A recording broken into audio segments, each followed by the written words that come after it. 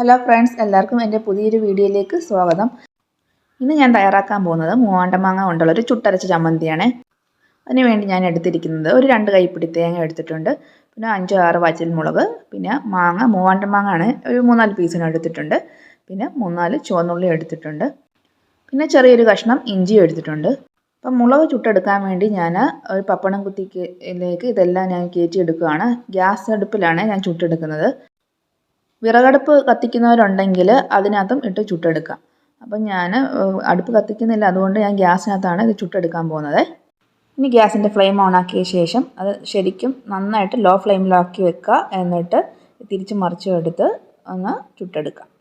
തീ കയറിപ്പിടിക്കുമ്പോൾ ഒന്ന് ഊതിക്കെടുത്തിയാൽ മതി. അപ്പോൾ ഇതേപോലെ ചുട്ടെടുക്കാം. ഇനി ഇത് തേങ്ങയിലേക്ക് ഇട്ട് കൊടുക്കാം. അതിനുശേഷം ഇതിലേക്ക് കുറച്ച് കറിവേപ്പില ഇട്ട് കൊടുക്കാം. കറിവേപ്പില ഇട്ട് കൊടുത്തിട്ട് നമുക്ക് കുറച്ച് ഉപ്പും കൂടെ ചേർക്കണം. ഇനി ഞാൻ ഇത് അരയ്ക്കാൻ പോകുന്നത് കല്ലിനകത്താണ് കേട്ടോ, അരകല്ലിനകത്ത്. അപ്പോൾ കുറേ വർഷങ്ങളായി കല്ല് ഉപയോഗിച്ചിട്ട് ഞാനിത് ഒന്ന് തേച്ചെല്ലാം കഴുകി എടുത്തിട്ട് ഇത് അരയ്ക്കാൻ പാകമാക്കി എടുത്തിട്ടുണ്ട്. അപ്പോൾ ആദ്യം ഞാൻ മുളകാണ് ഇട്ട് കൊടുക്കുന്നത്. മുളകിട്ട് നന്നായിട്ടൊന്ന് അരച്ചെടുക്കാം. നമ്മൾ ചുട്ടെടുക്കുന്നതുകൊണ്ട് പെട്ടെന്ന് തന്നെ അത് അരഞ്ഞു കിട്ടും. സത്യം പറഞ്ഞാൽ ഒരു 10 വർഷത്തിന് മേലെയായി കല്ല് ഞാൻ ഉപയോഗിച്ചിട്ട്. ഇപ്പോൾ എന്തോ എനിക്കൊരു കൊതി തോന്നി അങ്ങനെ കല്ല് വൃത്തിയാക്കി എടുത്തത്.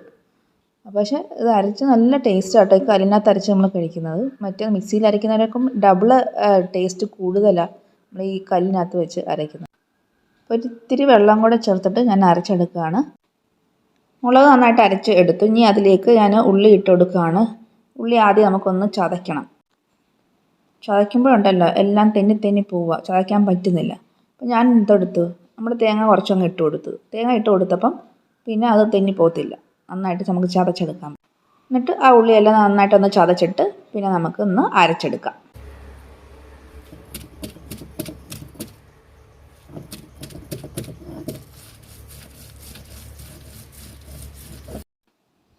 ഇനി ഇതിലേക്ക് ഞാൻ മാങ്ങ ഇട്ട് കൊടുക്കുകയാണ്. ഇത് ഞാൻ കടയിൽ നിന്ന് മേടിച്ച മാങ്ങയാണ് കേട്ടോ.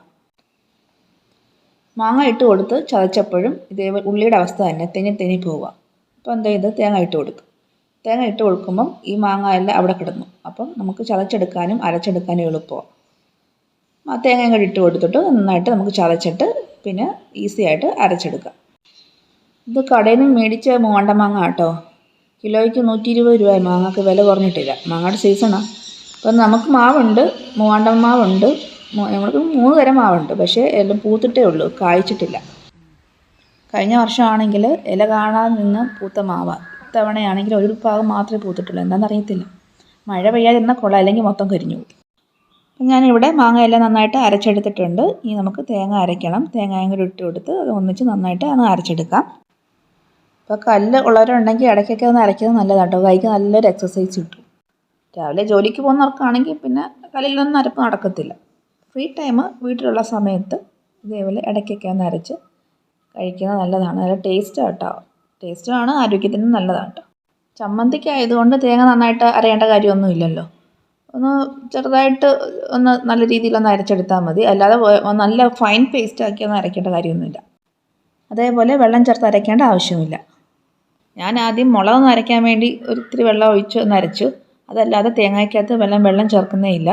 വെള്ളം ചേർത്ത് തേങ്ങ അരച്ച് കഴിഞ്ഞാൽ നമുക്ക് ഉരുട്ടിയെടുക്കാനൊക്കത്തില്ല. ആ ചമ്മന്തി ഉരുട്ടി അല്ലേ നമ്മൾ എടുക്കുന്നത്, ആ പരുവത്തിൽ കിട്ടത്തില്ല. അപ്പം ഞാനൊന്ന് അരച്ചെടുത്തോണ്ട് വരട്ടെ.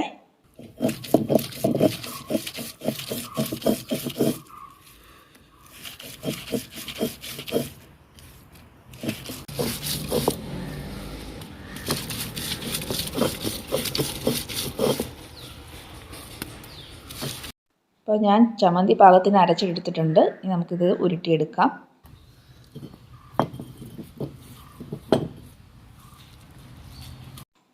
അങ്ങനെ മുളക് ചുട്ടെടുത്ത് കല്ലിൽ അരച്ച മാങ്ങാ ചമ്മന്തി ഇവിടെ റെഡി ആയിട്ടുണ്ട്. അപ്പോൾ തീർച്ചയായിട്ടും ഒരിക്കലെങ്കിലും ഒന്ന് ട്രൈ ചെയ്ത് നോക്കാം.